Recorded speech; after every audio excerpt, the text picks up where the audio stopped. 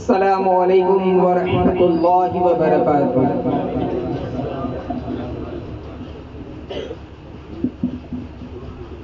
سلام کرنا سنت رسول اکرم صلی اللہ علیہ وسلم ہے، اور اس کا جواب سننے والے کے کان تک جائے اتنی آواز میں کہنا واجب ہے۔ السلام علیکم ورحمۃ اللہ وبرکاتہ۔ نہ بولنے والا نیا ہے، نہ سننے والے نئے ہیں۔ الحمدللہ رب العالمین والعاقبۃ للمتقین، الصلاۃ والسلام علی سید المرسلین وعلی آلہ واصحابہ اجمعین، اما بعد فاعوذ باللہ من الشیطان الرجیم، بسم اللہ الرحمن الرحیم۔ الرحمن علم القرآن، صدق اللہ مولانا العظیم وصدق رسول اللہ نبی المختار الکریم، ونحن علی ذلک لمن الشاہدین والذاکرین والحمد للہ رب العالمین۔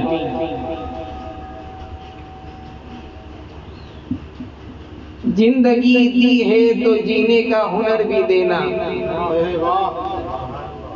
زندگی دی ہے تو جینے کا ہنر بھی دینا، پاؤں دیے ہیں تو چلنے کا سلیقہ بھی دینا، پاؤں دیے ہیں تو چلنے کا سلیقہ بھی دینا، تو نے ہی جبا دیا میں تو گنگا ہی تھا، تو نے ہی جبا دیا میں تو گنگا ہی تھا، اب بولوں تو باتوں میں اثر بھی دینا، اب بولوں تو باتوں میں اثر بھی دینا، وہی رب ہے جس نے تجھ کو ہمتن کرم بنایا، وہی رب ہے جس نے تجھ کو ہمتن کرم بنایا، ہمیں بھیک مانگنے کو تیرا آستا بتایا، تجھے حمد ہے خدایا، تجھے حمد ہے خدایا۔ معزز سامعین کرام، آئیے سب سے پہلے ہم اور آپ مل کر انتہائی عقیدت و محبت کے ساتھ مصطفیٰ جان رحمت، شمع بز میں ہدایت، نوشہ بز میں جنت، شافع روز جزا، دافع جملہ بلا، محمد الرسول اللہ صلی اللہ تعالی علیہ وسلم کی بارگاہ بے عباس بنا میں درود پاک کا نذرانہ پیش کرے اور پڑھے اللہم صلی علی سیدنا و نبینا و مولانا محمد وآلہ وصحبہ وبارک وسلم، صلاۃ و سلام علیک یا رسول اللہ صلی اللہ تعالی علیہ وسلم۔ جو کرسیاں مجھے خالی آگے کی نظر آ رہی ہیں اور پیچھے کی بھری نظر آ رہی ہیں، تو برائے کرم میرے ان نوجوان ساتھیوں سے میں گزارش کروں گا کہ وہ آگے تشریف لائیں۔ آپ لوگ آگے آ جائیں، اس میں ساتھ آگے آئیں، جلد جلد۔ ہو سکتا ہے کہ شاید میری بات آپ کے کانوں تک نہ پہنچی ہو۔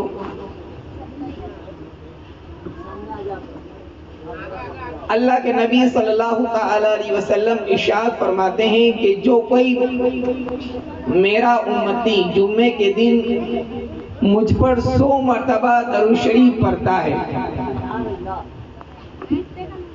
اس کو اللہ تبارک و تعالی اس کی 100 حاجتیں پوری کرتا ہے۔ سبحان اللہ، 70 حاجتیں آخرت میں اور 30 حاجتیں دنیا میں۔ اور آگے رب کے محبوب صلی اللہ تعالی علیہ وسلم ارشاد فرماتے ہیں کہ اس کے درود شریف کو مجھ تک پہنچایا جاتا ہے، اور میرا علم میرے بعد وصال بھی وہی ہے جو میری حیاتی میں تھا۔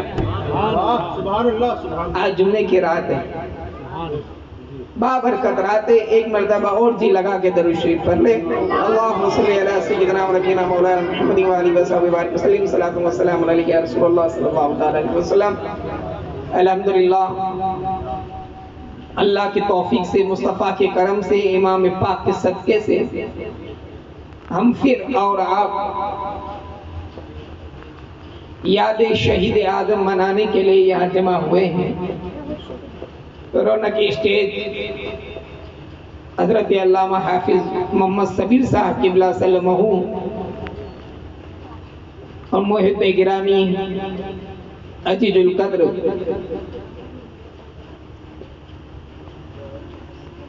جناب الحاج حنیف بھائی قبلہ اور دیگر حفاظ کرام، قرائے کرام اور حاضرین محفل، آج سے ہمارا یہ سفر آغاز ہو رہا ہے، اور سفر کی شروعات ہی آپ اتنی تاخیر سے کریں گے تو کیسے چلے گا؟ اب مجھ سے بتایا گیا تھا کہ 11 بجے پورا کرنا ہے، بتایا کیا گیا تھا، لکھا بھی گیا ہے۔ کبھی بولی ہوئی بات حنیف بھائی ناقابل قبول ہو سکتی ہے، لیکن یہ تو لکھ کر بھی دیا گیا تھا۔ آپ لوگوں نے بھی اشتہار میں پڑھا ہوگا کہ 11 بجے پورا کرنا ہے۔ اب آپ ہی بتائیے کہ میں 11 بجے تک کیا آپ کو سناؤں؟ خیر، اللہ کی توفیق سے اللہ وقت میں برکت دے۔ تو ہم اور آپ یہاں چوتھا سالانہ اجلاس شہید اعظم میں امام حسین ایجوکیشن ویلفیئر سوسائٹی کی طرف سے یہ چوتھا سالانہ اجلاس ہے، اور ہم بھی 4 والے ہیں، 1 والے نہیں ہیں، ہم بھی 4 والے ہیں، 4 یار کے ہیں، اور جو مصطفیٰ جان رحمت صلی اللہ تعالی علیہ وسلم کے یار ہیں وہ ہمارے سروں کے تاج ہیں۔ اور الحمدللہ اللہ کا بے پناہ شکر و احسان ہے، اس کی توفیق سے آپ لوگ مجھے دوسرا سال سننے کی سعادتیں حاصل کریں گے۔ اللہ تبارک و تعالیٰ میرے بے توڑ جملوں میں اثر عطا فرمائے۔ آج کی گفتگو کا آغاز اللہ تبارک و تعالیٰ کی ذات بابرکات سے ہونے والا ہے۔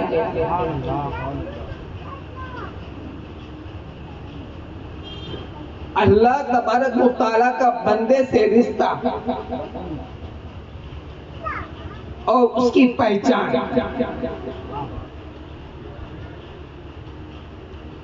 اور قبر کا پہلا سوال، یہ تینوں باتیں آج آپ کو سماعت فرمانی ہیں۔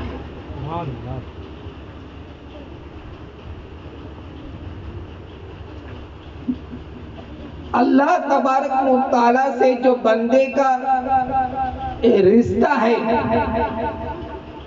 یعنی وہ عبادت کا رشتہ ہے، اور یہ رشتہ اور کسی سے جڑ نہیں سکتا سوائے اللہ تعالیٰ کے۔ بندے کا یہ رشتہ اور کسی سے جڑ نہیں سکتا، رشتہ بندگی، رشتہ بندگی، اور کسی سے بندہ جوڑ نہیں سکتا۔ یہ رشتہ بندگی کیا ہے؟ اللہ، میرے آقا صلی اللہ تعالی علیہ وسلم سے اللہ تبارک و تعالیٰ نے ارشاد فرمایا کہ میرے محبوب، میں تمہیں نبی بھی بناتا ہوں اور بادشاہت بھی عطا کرتا ہوں۔ جیسے اللہ تبارک و تعالیٰ نے حضرت سلیمان علیہ السلام کو نبوت بھی دیا اور بادشاہت بھی دیا، حضرت یوسف علیہ السلام کو نبوت بھی دیا، بادشاہت بھی دیا۔ آقا دو جہاں صلی اللہ تعالی علیہ وسلم سے رب تبارک و تعالی ارشاد فرماتا ہے کہ میرے محبوب، میں تمہیں نبوت بھی دیتا ہوں، نبی بھی بناتا ہوں، اور بادشاہت بھی دیتا ہوں۔ تو آقا کریم علیہ السلام نے اپنے رب کی بارگاہ میں عریضہ پیش کیا کہ مولا، مجھے تو نبوت دے دے، بادشاہت مت دے، بلکہ تیرا بندہ بنا دے۔ اس سے پتا چلا کہ رب کی بندگی میں کیا فائدے ہیں، اللہ کی عبادت کے کیا فائدے ہیں، اپنی پیشانی کو رب کی بارگاہ میں جھکانے کا کیا سلیقہ ملتا ہے، اس کا کیا فائدہ حاصل ہوتا ہے، وہ تو جھکانے والا جانتا ہے، جھکنے والا جانتا ہے۔ اب جو جمعہ ٹو جمعہ اور عید سے عید کا رابطہ رکھا ہو مسجدوں سے، وہ کیا جانے کہ رب کی پہچان کیا ہے۔ جیسے میرے رب تبارک و تعالیٰ نے فرمایا کہ میں نے انسان اور جنات کو اپنی عبادت کے لیے پیدا کیا، تو مفسرین کرام فرماتے ہیں اس آیت کا نچوڑ یہی ہے کہ اللہ کو پہچانو۔ ہم نے کتنا اللہ کو پہچانا؟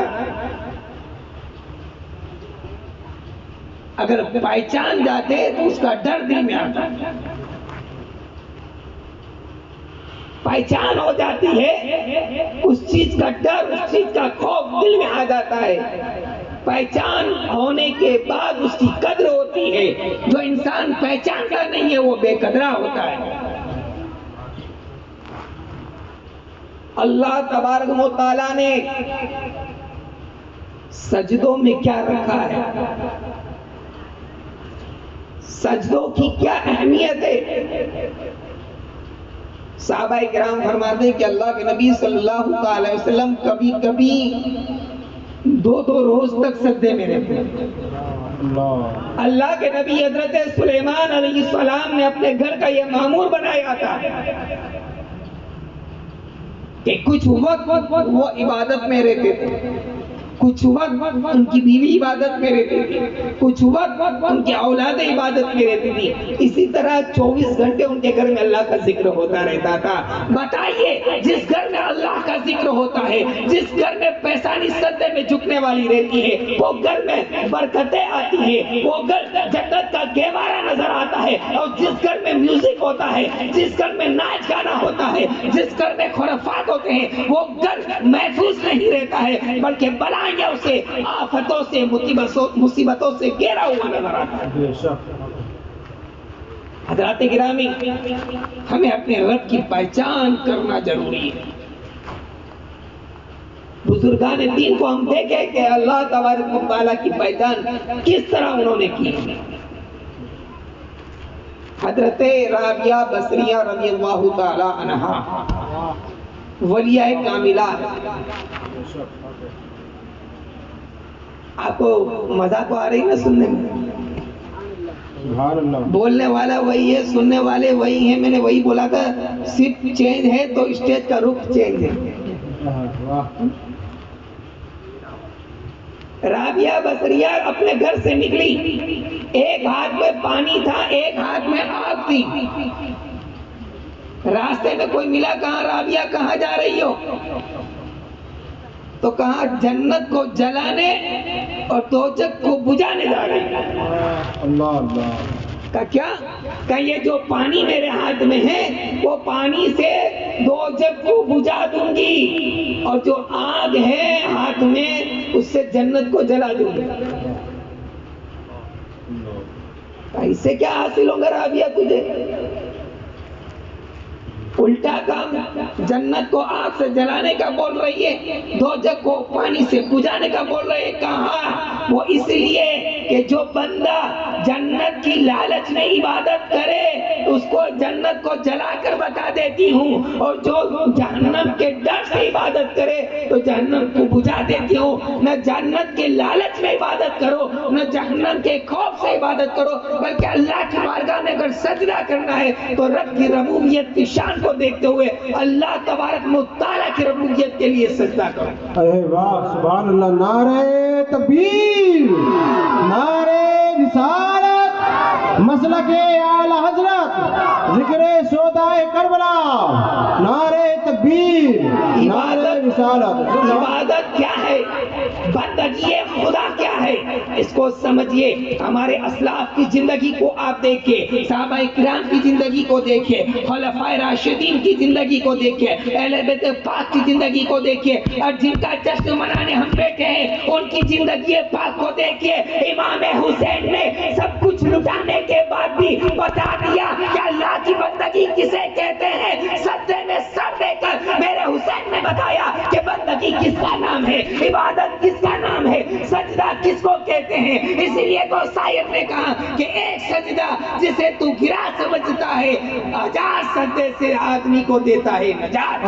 واہ، سبحان اللہ، سبحان اللہ، سبحان اللہ، سبحان اللہ۔ کون سے سجدے سے نجات ملیں گی؟ ادھر ادھر مانگنے والے سجدوں سے۔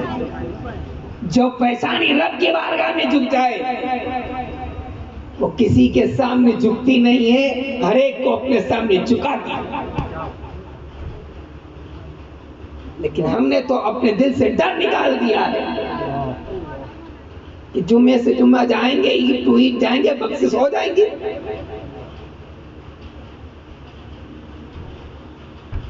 ایک 3 طالب علم تھے، اللہ نہ کرے جو بے نمازی ہو وہ اس بات پر غور کر۔ 3 بے نمازی تھے، 3 طالب علم تھے۔ استاد نے ان سے سوال کیا کہ نماز کون نہیں پڑھتا ہے؟ تینوں نے جواب ایک ہی دیا لیکن مختلف تھے۔ ایک نے کہا جسے نماز نہیں آتی وہ نہیں پڑھتا، دوسرے نے کہا جو مر جاتا ہے وہ نماز نہیں پڑھتا، اور تیسرے نے کہا کہ معاذ اللہ، صد معاذ اللہ، جو کافر ہو جاتا ہے وہ نماز نہیں پڑھتا۔ اللہ اللہ۔ اب آپ غور و فکر کریں اپنے آپ پر۔ اذان ہو رہی ہے اور ہم واٹس ایپ پہ لگے ہوئے ہیں، اذان ہو رہی ہے ہم سٹے پہ لگے ہوئے ہیں، اذان ہو رہی ہے ہم میچ پہ لگے ہوئے ہیں، اذان ہو رہی ہے مؤذن کہہ رہا ہے آؤ بھلائی کی طرف، آؤ بھلائی کی طرف، لیکن ہمیں تو آئی پی ایل سے فرصت نہیں۔ جو اپنی آئی پی ایل کے لیے اپنی دکان کو بند کر دے، اسے 10 منٹ خدا کے گھر میں آنے کا وقت نہیں، اور اپنے آپ کو حسینی کہے، اپنے آپ کو حسین بھی کہے۔ جو 6 گھنٹہ نعت خواں کے سامنے کھڑے رہ کر پیسے اڑا دے، میں نعت خوانی کی مخالفت نہیں کرتا ہوں، جو چیز خلاف شرع ہوتی ہے اس کے بارے میں بولتا ہوں۔ جو قوالوں کے سامنے بنڈل اڑا دے اور پوری رات بیٹھا رہے اور 10 منٹ کے لیے مسجد میں آنے کی، رب کی بارگاہ میں سر جھکانے کی اسے توفیق نہ ہو، کیا وہ حسینی ہو سکتا ہے؟ آپ نے حسینیت سمجھا کسے ہے؟ ہری پٹی باندھ لینے کا نام حسینیت توڑی ہے، ہرے کپڑے پہن لینے کا نام حسینیت توڑی ہے، بغیر چپل کے 10 دن چل لینے کا نام حسینیت توڑی ہے۔ حسینیت اس کو کہتے ہیں کہ امام حسین نے بتایا کہ میرا سر تلوار پہ تھا، میرا سر نیزے پہ تھا، لیکن قرآن کی تلاوت کر رہا تھا۔ اور آج کا حسینی ہے اپنے گھر کی کباٹ میں قرآن پڑھا ہوا ہے، اسے سال بھر تک توفیق نہیں ملتی ہے کہ اسے کھول کے رمضان کے پہلے تلاوت کرے۔ اللہ اللہ۔ پھر ہم اپنی اولاد کو کیا تعلیم دیں گے؟ ہم اپنی بچیوں کا مستقبل کیسے سدھاریں گے جب ہم خود قرآن کے عادی نہ ہو، اللہ کی بندگی کے عادی نہ ہو؟ بندگی خدا کسے کہتے ہیں؟ حضرت عبداللہ ابن عوام رضی اللہ تعالیٰ عنہ جن کا انتقال ہوا، انتقال کے بعد ان کے لڑکے حضرت عبداللہ ابن جعفر کے پاس حضرت عبداللہ ابن جعفر طیار، حضرت علی مولائے کائنات کے بھتیجے آئے اور کہا کہ آپ کے والد کے اوپر میرا 10 لاکھ درہم قرض جاتا ہے۔ کہا میرے والد نے مجھے وصیت کی ہے اور آج ہم تو قرضہ ادا کرنے کے لیے تعویذوں کے انبار لگا دیتے ہیں۔ اب وہ دور کے لوگ بھی نہیں رہے کہ وظیفہ بھی اگر دے تو اللہ اور اس کے رسول کا دے، نماز کی تاکید کرے۔ بس سب تعویذوں کے بلبوتے پر ہمیں کام کرنا ہے۔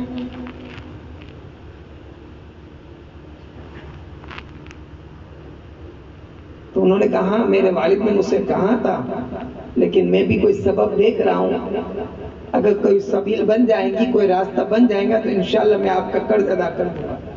کہا آپ کے والد نے کچھ زمین وغیرہ چوری ہے؟ کہا تھوڑا سا زمین کا ایک ٹکڑا ہے لیکن سخت ہے، سخت زمین ہے، پتھرے زمین ہے، وہاں پانی نہیں آ رہا ہے۔ کہا وہ زمین مجھے کر دو، میرے حوالے کر دو۔ عبداللہ ابن جعفر طیار رضی اللہ تعالیٰ عنہ فرماتے ہیں اور میں آپ کو 10 لاکھ درہم معاف کر دوں۔ کہا ٹھیک ہے آپ لے لیجیے، دے دیے۔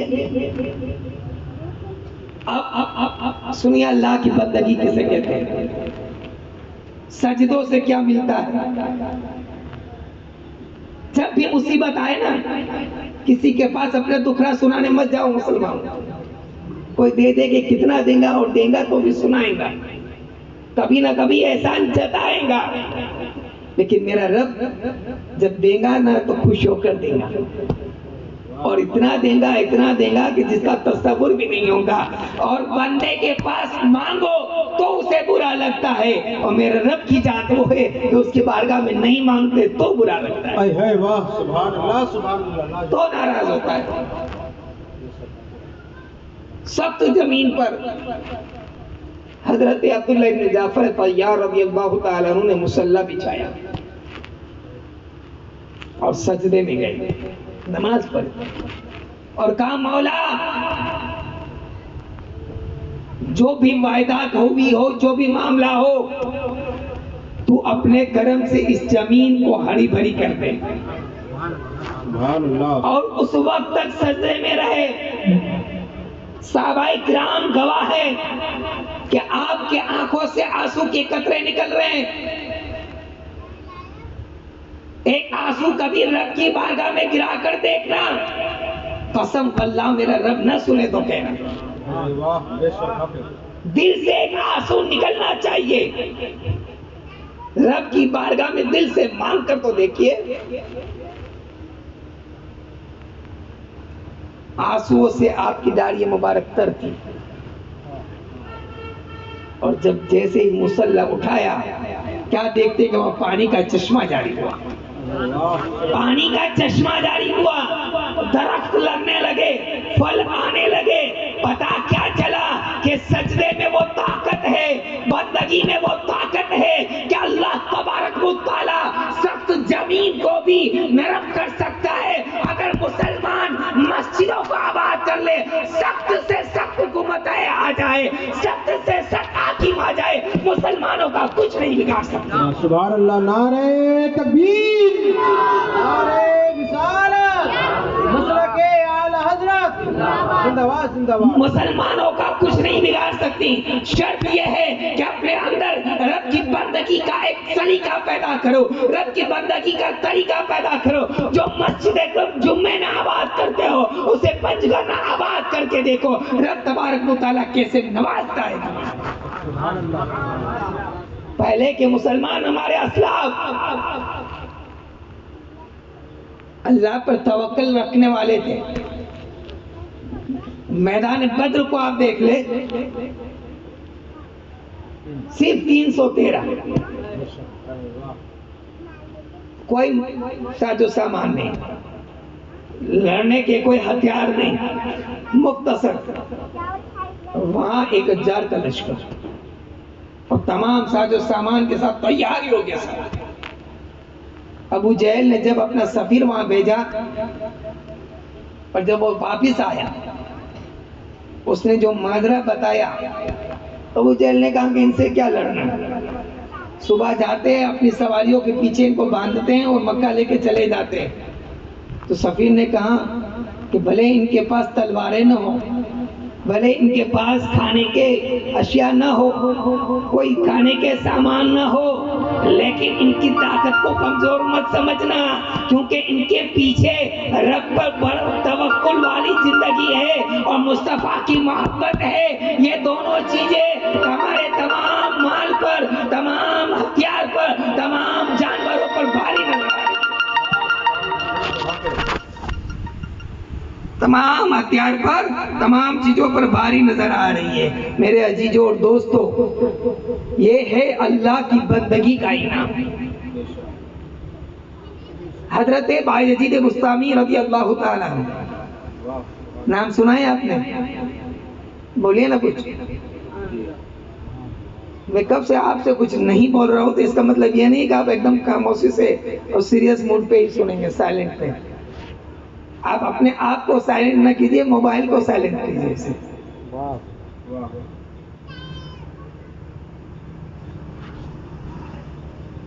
بایزید بسطامی رضی اللہ تعالیٰ عنہ ایک مسجد میں نماز ادا کی باجماعت. نماز ادا ہوئی. نماز کے بعد جب فارغ ہوئے تو امام صاحب کی نظر حضرت بایزید بسطامی پہ گئی.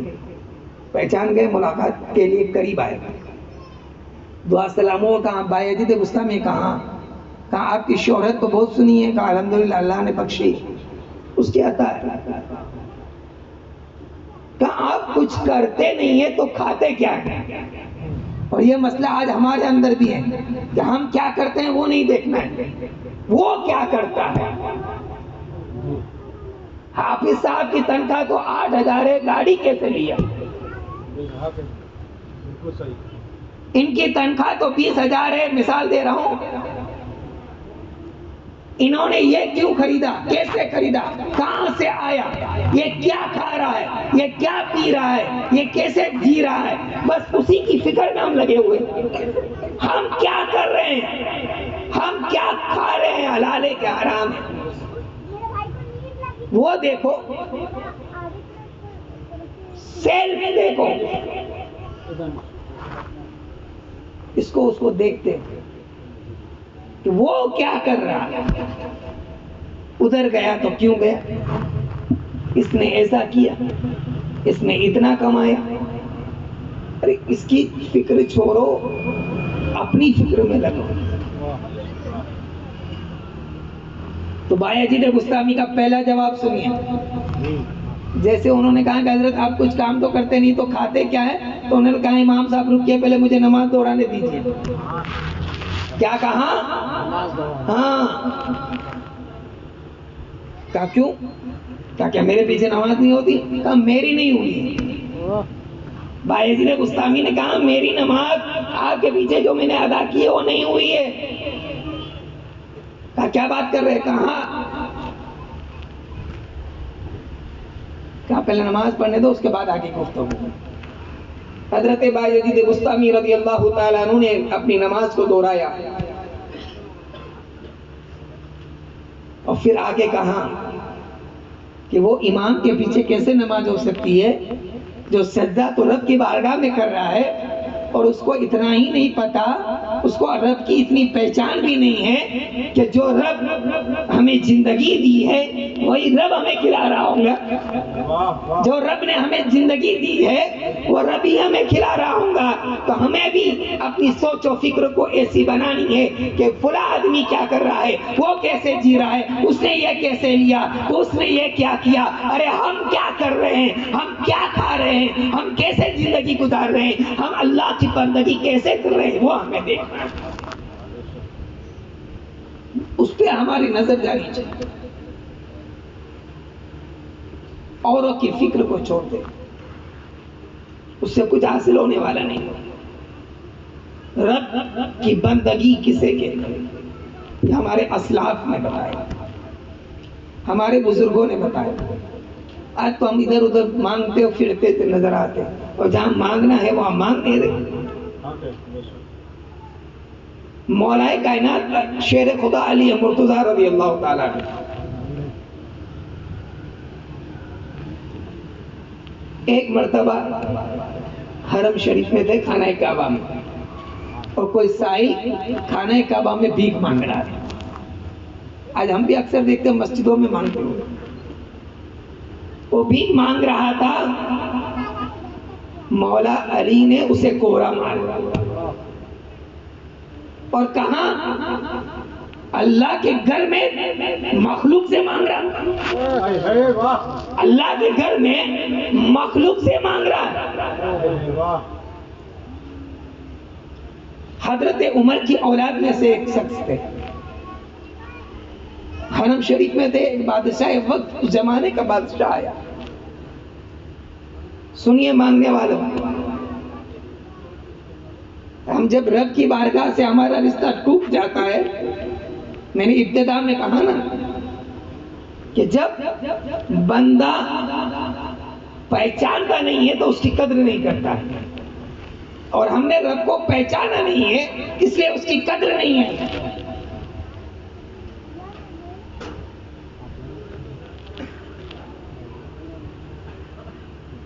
وہ بادشاہ نے دیکھا کہ اس شخص سے جو حضرت عمر کی اولاد میں سے تھے، کوئی ان کے ہاتھ چوم رہا ہے، کوئی پاؤں چوم رہا ہے، کوئی دست بوسی کر رہا ہے، ارد گرد لوگ جمع تھے. تو انہوں نے سوچا کہ کوئی شخصیت ہوں گی. پوچھا کون ہے؟ تو کہا حضرت عمر ابن خطاب رضی اللہ تعالیٰ عنہ کی اولاد میں سے.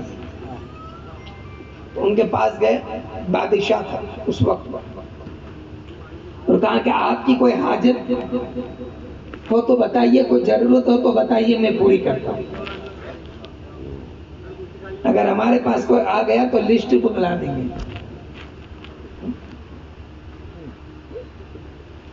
تو انہوں نے اس وقت ہی بات کو یہ ٹالا کہ میں اللہ کے گھر میں بیٹھا ہوں اور وہاں اللہ کے سوا کسی سے نہیں مانگتا ہوں. وہ خاموش بادشاہ بیٹھا رہا ان کا باہر نکلنے کے انتظار میں. جیسے ہی خانہ کعبہ سے باہر نکلے، وہ بادشاہ وقت پیچھے گیا. کہا حضرت اب تو کچھ مانگ لے، اب تو اللہ کے گھر سے باہر آ گئے ہیں، حرم کے باہر آ گئے ہیں. کہا اچھا یہ بتا تو مجھے کیا دے سکتا ہے؟ کہا مانگیے کیا چاہیے؟ کہا تو مجھے دنیا دے گا یا آخرت دے گا؟ دنیا دے گا یا آخرت دینا؟ ایک ایک جملے کو ذرا غور سے سننا مسلمانوں. کیا کہا؟ تو مجھے دنیا دے گا یا آخرت دے گا؟ کہا حضرت میرے بس میں تو دنیا کی چیزیں ہیں، دنیا دے سکتا ہوں، میرے بس میں آخرت کا کچھ دینا تو ہے نہیں. کہا دنیا تو دے سکتا ہے، آخرت تو دے نہیں سکتا. تو جو آخرت دینے والا ہے اور جو مجھے دنیا میں پیدا کیا ہے اس سے دنیا نہیں مانگا ہوں تو تجھ سے کیسے دنیا مانگوں گا؟ جو مجھے پیدا کیا ہے، جو دنیا بنانے والا ہے، اس سے دنیا نہیں مانگا ہوں تو تجھ سے دنیا مانگ کے کیا کروں گا؟ واہ سبحان اللہ سبحان اللہ، زندہ باد زندہ باد. واہ یہ ہے ہمارے اسلام. اللہ کو پہچانو مسلمان، پہچان اللہ کی بہت ضروری ہے. اور پہچانیں گے نہیں، اس کے بغیر قدر نہیں ہوگی، اس کے بغیر خوف نہیں آئے گا. ایک شیر مرا ہوا ہو، بے ہوش پڑا ہو، آپ جانتے ہو کہ وہ نابینا بھی ہے، کیا اس کے بازو میں آپ بیٹھیں گے؟ کیا ایمانداری سے کہنا، دل پہ ہاتھ رکھ. پتا ہے بزرگ ہے، ضعیف ہے، اندھا ہے، بیمار ہے، پھر بھی نہیں بیٹھیں گے، کیونکہ آپ کے دل میں ڈر ہے کہ وہ کیسا بھی ہے تو شیر. تو جب رب کا ڈر دل میں آ جائے گا، اس کی پہچان آ جائیں گی تو اس کی قدر کرنے لگو گے اور اس کے بارگاہ میں اپنی پیشانی کو جھکاتے ہوئے نظر آؤ. بے شک سبحان اللہ سبحان اللہ. ایک ڈاکٹر تھا، بس 10 منٹ رہ گئی ہے. ایک ڈاکٹر تھا اور وہ دماغ کا اسپیشلسٹ تھا، مغز کا، لیکن ہائی فائی ریٹ تھا اس کا. 4 لوگ اس کے پاس آئے ایک نوجوان کو سیریس حالت میں لے کر. اس کے وارڈ میں اس نوجوان کو رکھا اور یہ لوگ آ کر ڈاکٹر سے کہا کہ آپ اسے چیک اپ کیجئے، بہت سیریس حالت ہے، اگر آپ تھوڑی سی بھی بے توجہی کریں گے، لاپرواہی کریں گے تو ہو سکتا ہے اس کی جان چلی جائے. تو ڈاکٹر نے کہا کہ پہلے ٹیبل پہ پیسے رکھو. اب انہوں نے کہا کہ راستے میں یہ گرا ہوا تھا، ہمارا کوئی پہچان تو نہیں ہے، بس ہم تو اس کی درد کو دیکھ نہ سکے اور اس کو زیر علاج اسپتال میں لائے. تو ڈاکٹر صاحب نے کہا کہ میں سیوا کرنے کے لیے نہیں بیٹھا ہوں، میں سیوا کرنے کے لیے نہیں بیٹھا ہوں، آپ کسی اور اسپتال چلے جائیے، کسی اور جگہ ایڈمٹ کیجیے. یہ گفتگو ہو رہی تھی، اچانک ڈاکٹر کے گھر سے فون آتا ہے اس کی اہلیہ کا کہ یہ خبر میں نے سنی ہے کہ اپنا بچے کا ایکسیڈنٹ ہوا ہے، کیا آپ پتہ لگائیے کہ یہ خبر صحیح ہے کیا؟ تو ڈاکٹر کے دماغ کی لائٹ جل رہی ہے، کیونکہ ابھی تک اس نے پیشنٹ کو پہچانا نہیں تھا، دیکھا نہیں تھا، دیکھا نہیں تھا نا، پہچانا نہیں تھا. جیسے ہی سنا وہ فوراً اٹھا اور ہائی فائی ہارٹ پیس گھبراتے ہوئے جس وارڈ میں اس بچے کو لیٹایا ہوا تھا وہاں گیا، جا کے کیا دیکھتا ہے کہ وہ اس کا خود کا بیٹا ہے. لیکن جس وقت وہ پہنچا بچے کا انتقال ہو گیا ہوتا ہے. پتا کیا چلا کہ جب تک پہچانا نہیں تھا قدر نہیں کیا، جب پہچان لیا تو قدر ہوئی، تو اس کے بعد کوئی فائدہ نہیں ہوا. کیونکہ میرے نوجوان ساتھیوں، ہم نے رب کو پہچانا نہیں ہے، اور جب مرنے کے بعد پہچانیں گے تو اس کے بعد کوئی فائدہ نہیں ہوگا. ویسے مرنے کے بعد اگر رب کی قدر ہوگی تو اس کے بعد کوئی فائدہ نہیں ہے. اگر آج قدر نہیں کی ہے کہ ہمارا رب کیا ہے. یہ زمین کس نے بنائی؟ بولیے. آسمان، زمین ہل رہی تھی، اس کو آگ کے لیے سنبھلنے کے لیے پہاڑوں کو کس نے پیدا کیا؟ درخت کس نے بنائے؟ پانی کس نے پیدا کیا؟ آگ، سورج کی گرمی میں، سورج کی روشنی میں، سورج کی تپش میں انسان اپنے ہزاروں کام کو کر لیتا ہے. دنیا کو بتا رہا ہے رب قدیر، اے انسان سن، میں نے زمین کو تیرے لیے پیدا کیا، میں نے آسمان کو تیرے لیے بنایا، میں نے درخت کو تیرے لیے بنایا، میں نے اناج تیرے لیے اگایا، میں نے پانی کا انتظام تیرے لیے کیا، میں نے پھلوں کا انتظام تیرے لیے کیا، میں نے اناج کا انتظام تیرے لیے کیا. دنیا کا ذرہ ذرہ اے انسان تیرے لیے بنایا اور تجھے میرے لیے بنایا. واہ، سبحان اللہ، سبحان اللہ، سبحان. کائنات کا ذرہ ذرہ تیرے لیے ہے اور اے انسان تو میرے لیے ہے. یہ رب کہہ رہا ہے. کوئی ویڈیو بنا رہا ہے، ارے کوئی ویڈیو بنا رہا ہے تو اس کو بند کر دے. میری نظر نہیں جا رہی ہے، آپ صاحب کی نظر الحمدللہ پہنچ چکی ہے. یہ ناصر مسئلے کے اعلیٰ حضرت کا اسٹیج ہے اور ہم رضا والے ہیں. اس چیزوں کے مخالفت کل بھی کرتے تھے، آج بھی کرتے ہیں اور انشاءاللہ مرتے دم تک کرتے رہے. اگر ایسی کوئی حرکت کی ہو تو برائے کرم ڈیلیٹ کر دے، اور اگر وائرل کریں گے تو وہ اس کا ذمہ دار ہے، ہم نہیں ہیں. اور میرے یہ جملے میرے یہاں ریکارڈ بھی ہو چکے ہیں. اور آئندہ بھی آپ لوگ خیال کر کے اس چیزوں کا اللہ تبارک و تعالی ہمیں عمل صالح کی توفیق عطا فرمائے. بہرحال اللہ کی بندگی، اللہ نے ہر چیز کو، اور سب سے بڑی بات یہ ہے کہ اللہ تبارک و تعالیٰ نے ہر چیز کو انسان کے لیے بنایا اور انسان کے کنٹرول میں بنایا. ہر چیز آپ کے کنٹرول میں ہے.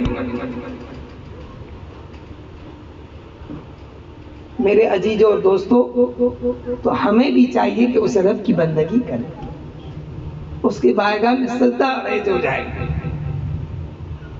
اپنی زندگی کو ذاکرانہ زندگی بنائیں، شکر والی زندگی بنائیں. رب کو پہچان بہت ضروری ہے. رب کو پہچان لوں گے نا. اور میرے مولا نے فرمایا کہ انسان، ہم نے آپ کو بہترین بنایا، تو نے اپنے آپ کو جانا ہی نہیں کہ رب نے تجھے کیسا بنایا ہے.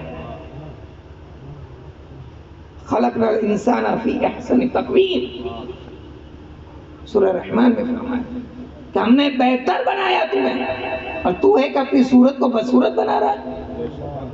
رب نے تیری صورت کو خوبصورت بنایا اور تو اپنے ہاتھ سے اس صورت کو بدصورت بنا رہا ہے، اپنی نظروں کو آوارہ کر رہا ہے، اپنے ہاتھوں کو کہیں کہیں بھی لگا رہا ہے، اپنے قدموں سے کتنے گناہ کرنے جا رہا ہے.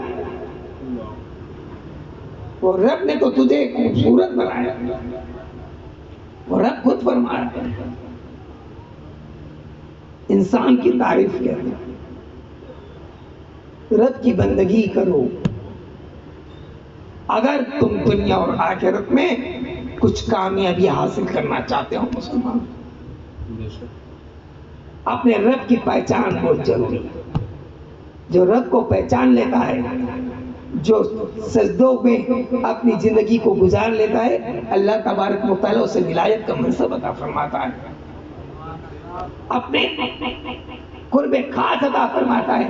اپنا محبوب بندہ بنا لیتا ہے، اپنے رب کی پہچان ہم نے آج کھو دی ہے، ہم نے بھول گئے ہیں۔ ہم سے قبر میں پہلا سوال ہوگا، پہلا سوال، اور اتنا ڈیفیکلٹ۔ ابھی تو بہت آسان لگ رہا ہے وہ سوال، رب کا تیرا رب کون ہے، کتنا آسان ہے سوال، اور جواب بھی بہت آسان ہے، لیکن اس وقت بول پائیں گے؟ اگر ابھی نہیں پہچان رہے، اللہ کو پہچانتے ہیں کیا؟ سب بول دیں گے، اس میں سے 5% بھی لوگ فجر میں نہیں دکھیں گے، اللہ ماشاء اللہ۔ یہ اللہ کی پہچان ہے۔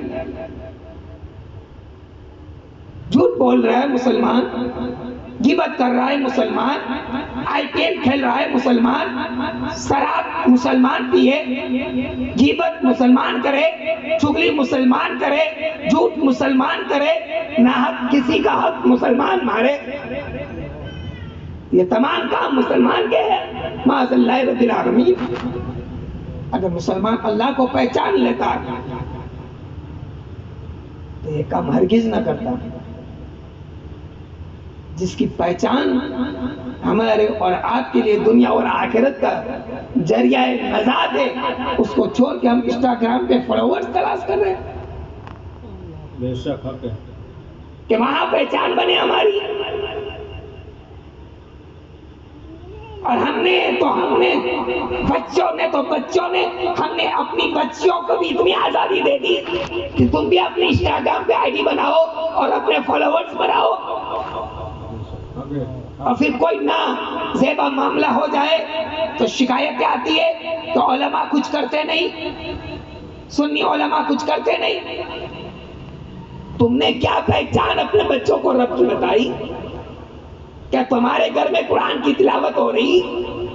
کیا تمہارے گھر میں مصلی پہ نماز ادا کرتے ہوئے تمہارے بچے تمہیں دیکھ رہے؟ کیا ماں اپنی زندگی کو سیدہ زینب کے کردار پہ چلا رہی ہے، سیدہ کائنات کے کردار پہ چلا رہی ہے، صرف نام فاطمہ اور نام زینب؟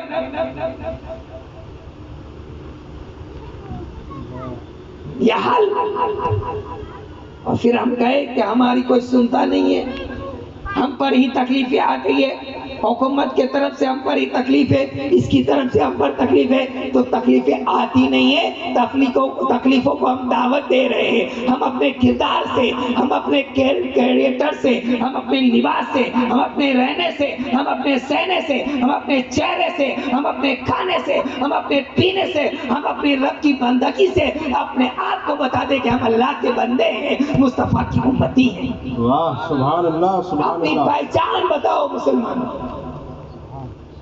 2 منٹ زیادہ ہو گئی، معذرت چاہتا ہوں۔ اپنی پہچان، اپنا آئیڈینٹی کارڈ بہت ضروری ہے۔ جب رب کو یہاں پہچاننے والے ہوں گے نا تو قبر کے سوال، پہلا سوال، جب پہلے سوال ہی میں ہم آگے نہیں بڑھیں گے تو دوسرے تیسرے کی بات تو دور کی ہے، بہت دور کی بات ہے۔ پہلے تو رب کو پہچان لے۔ ایک حدیث پاک یاد آ رہی ہے، کہے تو سنا دوں، وقت تو پورا ہو گیا، سنا دوں؟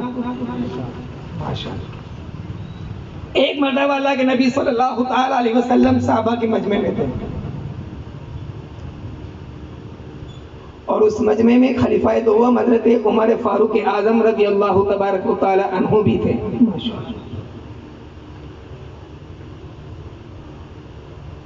حضرت عمر بیٹھے ہوئے تھے،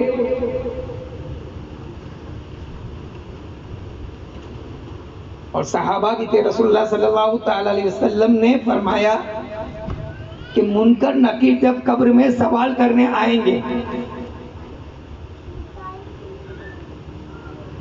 تو ان کی صورت کیسی ہوں گی پتہ ہے؟ حضرت عمر ابھی زمین کے اوپر ہے، اور رسول اللہ صلی اللہ تعالی علیہ وسلم بتا رہے ہیں کہ ان کی صورت کیسی ہوگی۔ ڈراؤنی شکل، بڑی بڑی آنکھیں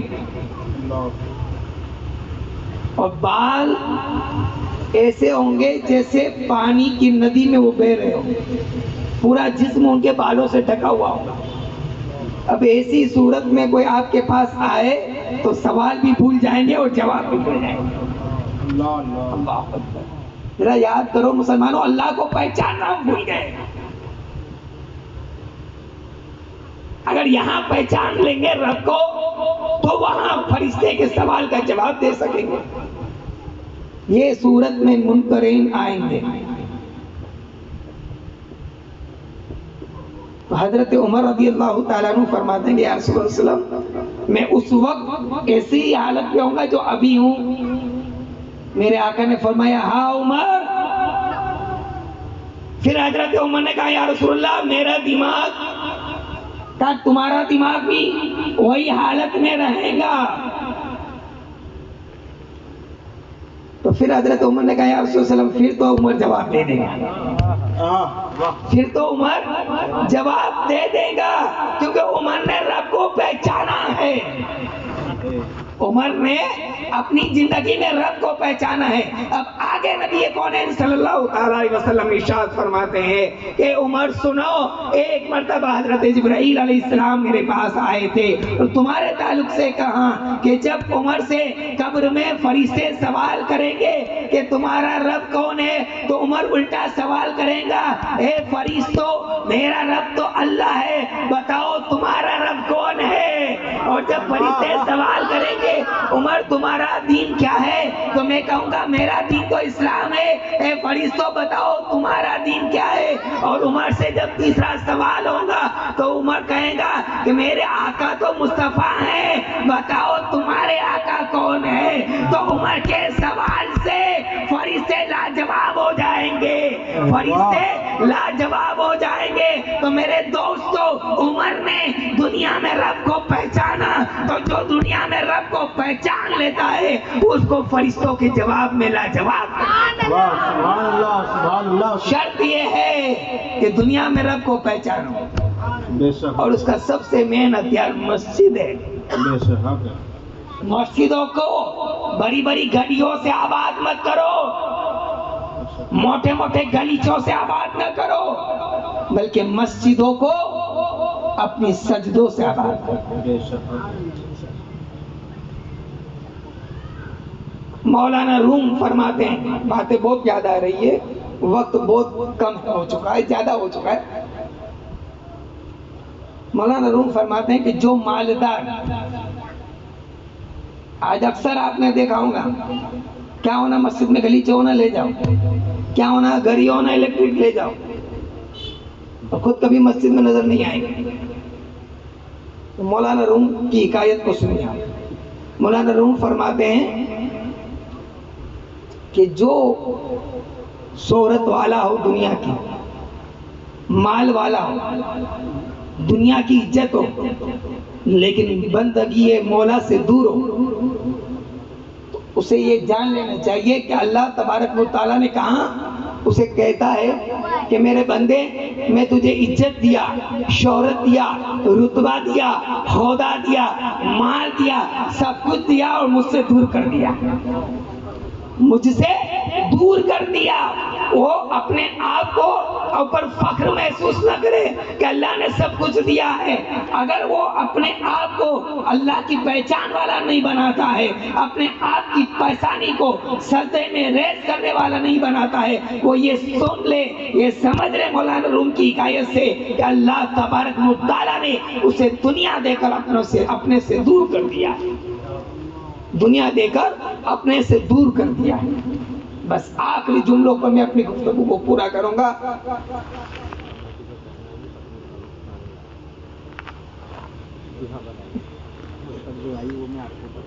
میں ابھی خبر آئی ہے کہ کمیٹی والوں کی یہ فرمائش ہے کہ تقریر 11:30 بجے تک چلائی جائے۔ اب ان کی فرمائش ہے، میری بھی خواہش ہے، لیکن آپ لوگوں کی بھی طبیعت جاننی چاہیے۔ نعرہ تکبیر، نعرہ رسالت، نعرہ رسالت،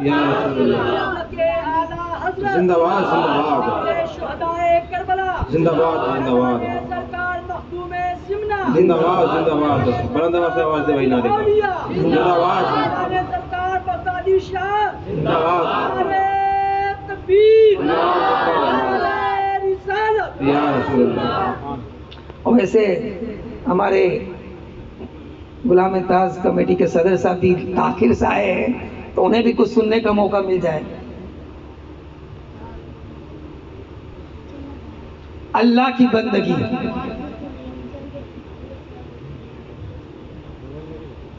पांच चीजें मैं बताता हूं, शायद हमारे हजरत को याद भी होंगी, क्योंकि जुम्मे में वो मेरा खिताब सुने थे, इसलिए बता रहा हूं। और ये पांच चीजें आपको अपनी जिंदगी में आज के इस पहले प्रोग्राम से लेकर जाना है। पहला, अल्लाह का जिक्र करना कभी न छोड़े। क्या बोलिए? अल्लाह का जिक्र करना, हमेशा अल्लाह का जिक्र करते रहे। जो बंदा अल्लाह का जिक्र करता रहता है ना, वो फिर मखलूक का जिक्र करता ही नहीं। खालिक के जिक्र में जो लगा रहता है, उसकी ज़बान पे मखलूक का नाम आता ही नहीं। अल्लाह का जिक्र करते रहे। मेरे आका सल्लल्लाहु अलैहि वसल्लम इरशाद फरमाते हैं कि तुम में से सबसे ज्यादा मैं अल्लाह का जिक्र करता हूं। हमेशा अपनी जिंदगी में ये मामूल बनाए अल्लाह का जिक्र करना। और जिक्र नमाज को भी कहते हैं, नमाज में भी अल्लाह का जिक्र है, तिलावत में भी अल्लाह का जिक्र है। दूसरा काम, अल्लाह का शुक्र हमेशा अदा करें। हमेशा अपनी जबान पे अल्हम्दुलिल्लाह रब्बिल आलमीन कहते रहे। हमें कोई पानी पिलाता है, कोई खाना खिलाता है, तो हम उसे थैंक्स कहते हैं, थैंक यू कहते हैं, शुक्रिया कहते हैं। लेकिन इल्ला माशाअल्लाह कहना भी चाहिए, लेकिन इल्ला माशाअल्लाह बहुत मुख्तसर लोग होंगे जो पानी पीने के बाद अल्हम्दुलिल्लाह कहते हैं।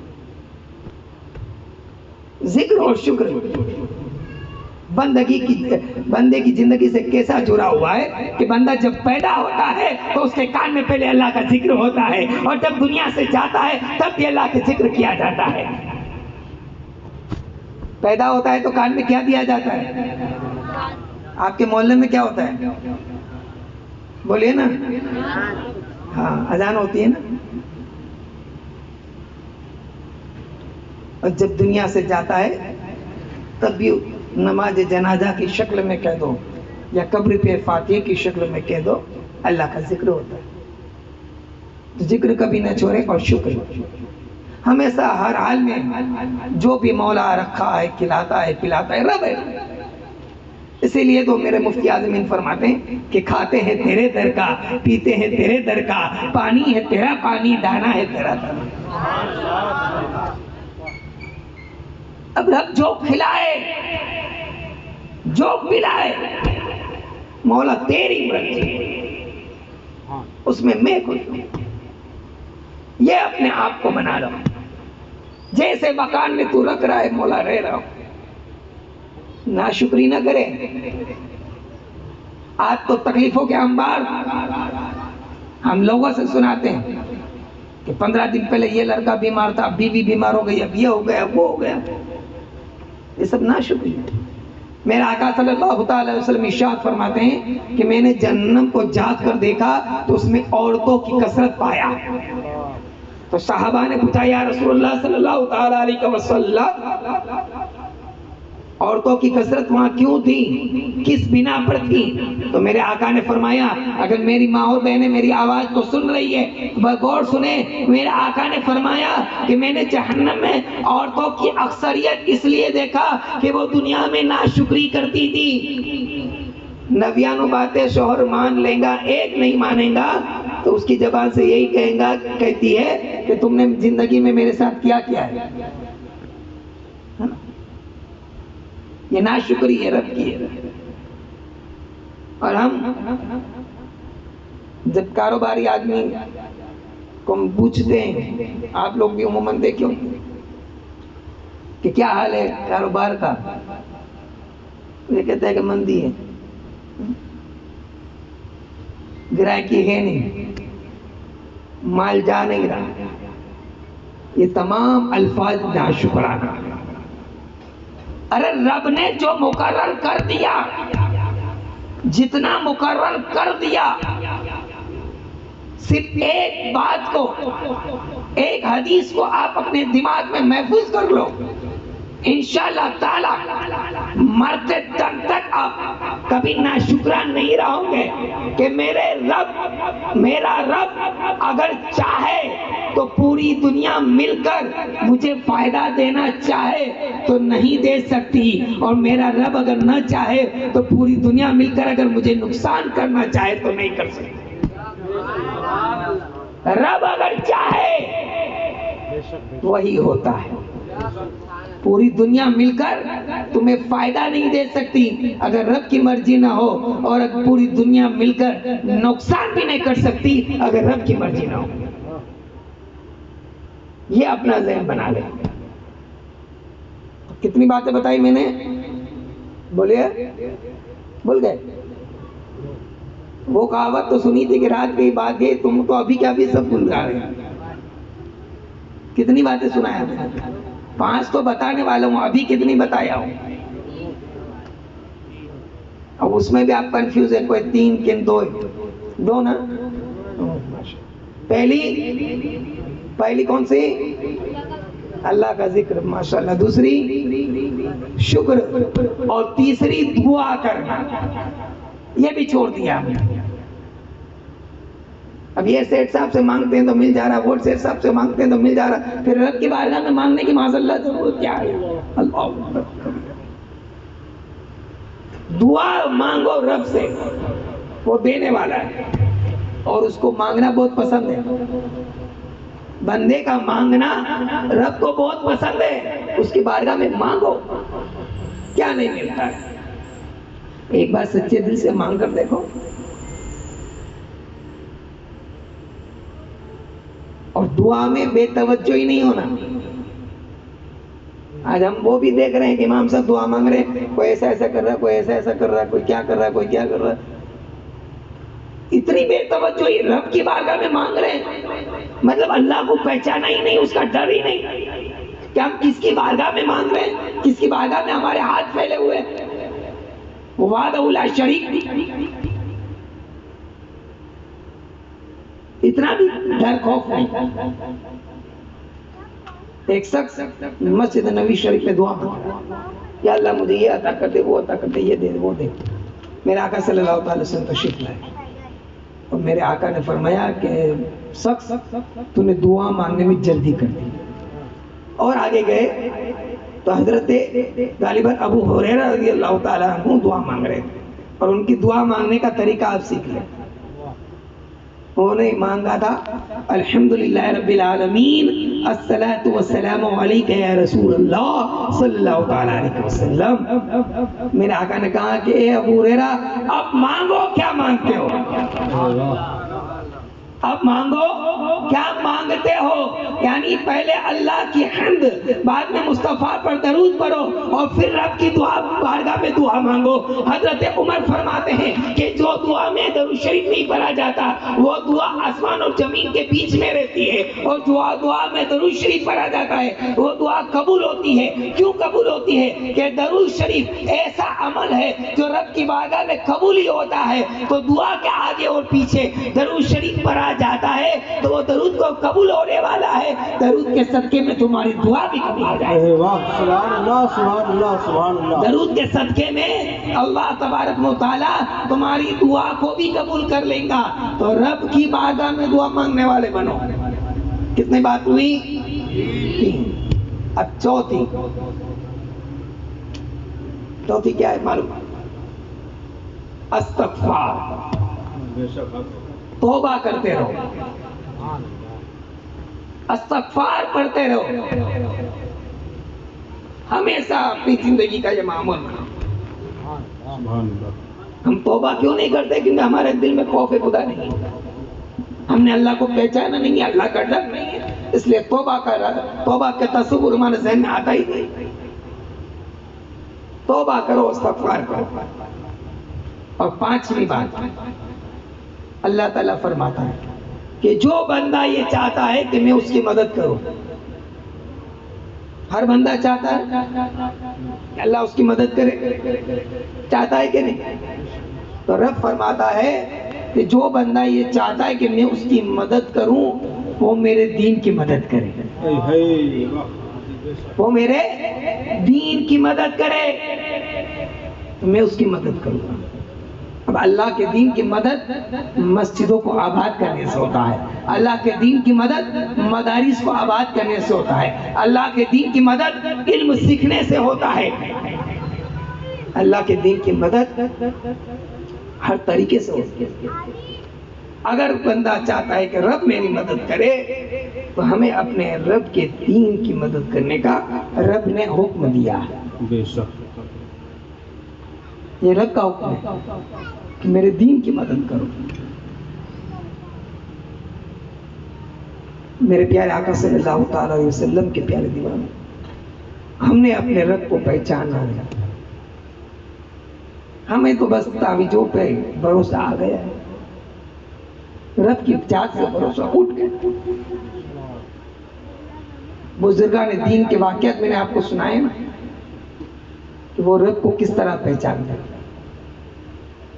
عبادت جنت کے لالچ میں بھی نہیں کرتے تھے اور جہنم کے خوف سے بھی نہیں کرتے تھے، اب کہ رب کی پہچان کے لیے عبادت کرتے تھے. بس آخری جملے یاد رکھیں، اور جو مسلمان یہ بات یاد رکھ لے گا نا، وہ کبھی اپنے آپ کو نماز سے دور نہیں کرے گا.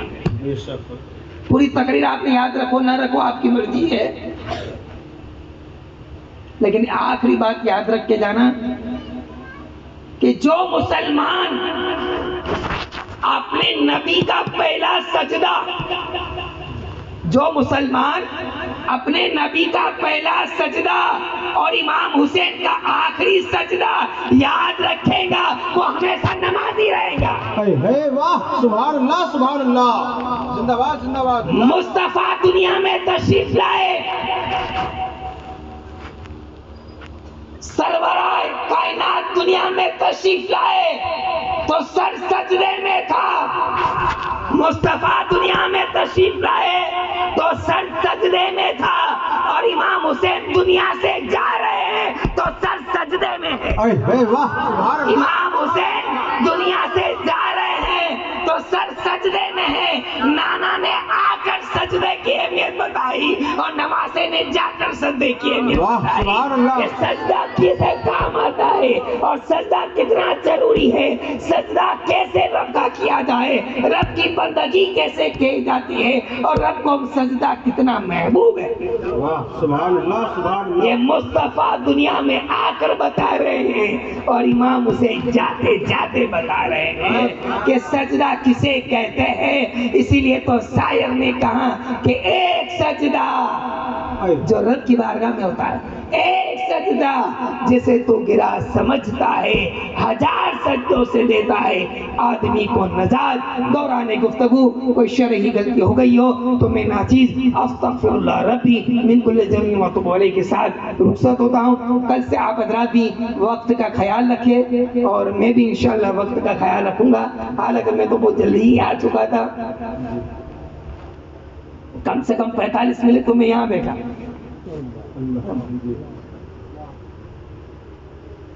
تو آپ لوگ بھی وقت کا خیال رکھیں. ہمارا یہ سفر ایک دن کا نہیں ہے، 10 دن کا سفر ہے. آج ہم نے وحدانیت سے شروع کیا ہے، کربلا تک ہمیں پہنچنا ہے. اللہ تبارک و تعالیٰ طاقت و قوت عطا فرمائے. بس میں ابتدائی شعر پر اپنی تقریر کو ختم کر رہا ہوں کہ زندگی دیا ہے تو جینے کا سلیقہ دینا، زندگی دیا ہے تو جینے کا سلیقہ دینا. پاؤں دیے ہیں تو چلنے کا سلیقہ دینا، پاؤں دیے ہیں تو چلنے کا سلیقہ دینا. تو نے زبان دیا میں تو گنگا ہی تھا، تو نے زبان دیا میں تو گنگا ہی تھا، اب بولوں تو باتوں میں اثر بھی دینا. وما علینا الا البلاغ.